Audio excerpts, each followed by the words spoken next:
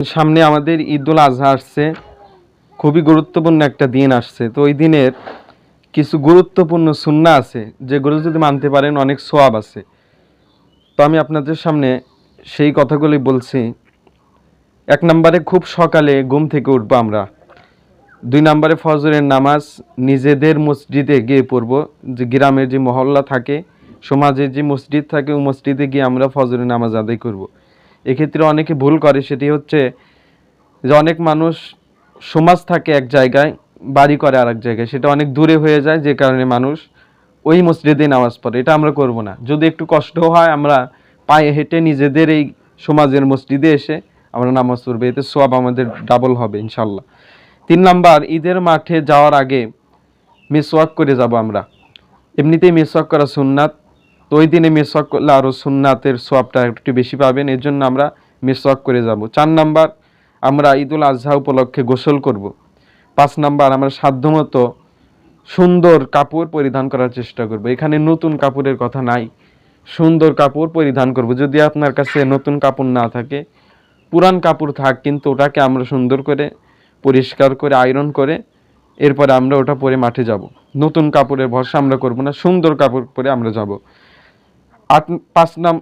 6 number যেটা, আমরা আতর লাগাবো, কারণ আতর লাগানো নবী করিম সাল্লাল্লাহু আলাইহি সাল্লামের সুন্নাত। রাসূলুল্লাহ সাল্লাল্লাহু আলাইহি সাল্লামকে কেউ আতর দিলে রাসূল কোনো দিন হাত ফেরাতেন না। যদি কেউ আতর রাসূলকে হাদিয়া দিত, সঙ্গে সঙ্গে রাসূল আতর নিতেন। এজন্য আমরা আতর লাগাবো। 7 নাম্বার, যারা কুরবানি করবে তারা কোনো কিছু না খেয়ে আমরা মাঠে যাব। কুরবানি করার নিয়ত যারা করব, তারা কোনো কিছু না খেয়ে আমরা মাঠে যাব, এটা সুন্নাত। আর ঈদুল ফিতরের সুন্নাত হচ্ছে কিছু খেয়ে, মিষ্টি জাতীয় কিছু খেয়ে মাঠে যাওয়া। আর ঈদুল আজহার সুন্নাত হচ্ছে কিছু না খেয়ে মাঠে যাওয়া। এরপরে 8 নাম্বার যেটা, সর্বপ্রথম কুরবানির গোশত থেকে খাবো। যারা কুরবানি করব তারা না খেয়ে মাঠে যাব, আর কুরবানির গোশত থেকে আমরা কিছু খাবো সর্বপ্রথম যেটা।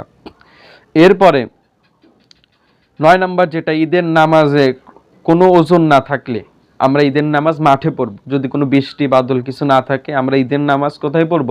মাঠে পড়ব। 10 নাম্বার, ওজন না থাকলে আমরা পায়ে হেঁটে যাব। যদি দূরে না হয়, আমরা পায়ে হেঁটে যাব। এতে সওয়াব, প্রত্যেকটা কদমে আপনাকে আল্লাহ সওয়াব দিবেন, এজন্য আমরা পায়ে হেঁটে যাব। 11 নাম্বার যেটা সবচেয়ে গুরুত্বপূর্ণ, সেটা হচ্ছে উচ্চ স্বরে তাকবীর বলতে বলতে আমরা যাব। আল্লাহু আকবার, আল্লাহু আকবার, লা ইলাহা ইল্লাল্লাহু, আল্লাহু আকবার, আল্লাহু আকবার, ওয়ালিল্লাহিল হামদ। এটা আমরা উচ্চ স্বরে বলতে বলতে ঈদের জামাতের দিকে আমরা যাইতে থাকবো। এখানে একটু পার্থক্য হচ্ছে, ঈদুল ফিতরে আস্তে আস্তে বলা, মানে কোনো শব্দ ছাড়া মনে মনে বলা। আর ঈদুল আজহার সুন্নাতটা হচ্ছে উচ্চ স্বরে তাকবীর বলতে বলতে ঈদগাহে যাওয়া, মাঠে যাওয়া। 12 নাম্বার হচ্ছে এক রাস্তা দিয়ে যাওয়া, অন্য রাস্তা দিয়ে আসা, এটা সুন্নাত। রাসূলুল্লাহ সাল্লাল্লাহু আলাইহি সাল্লাম এটা করতেন। যদি আমাদের ওরকম কোনো ব্যবস্থা থাকে, এক রাস্তা দিয়ে যাবো আর এক রাস্তা দিয়ে আসবো।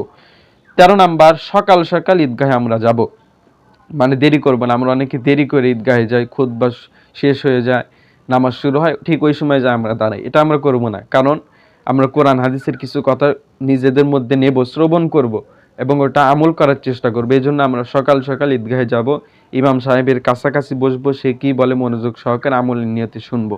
আল্লাহ রাব্বুল আলামিন যে 12টা বৈশিষ্ট্য সুন্নাতের কথা বললাম, আমাদের সকলকে ঈদুল আজহায় এগুলো মানার তৌফিক দান করেন।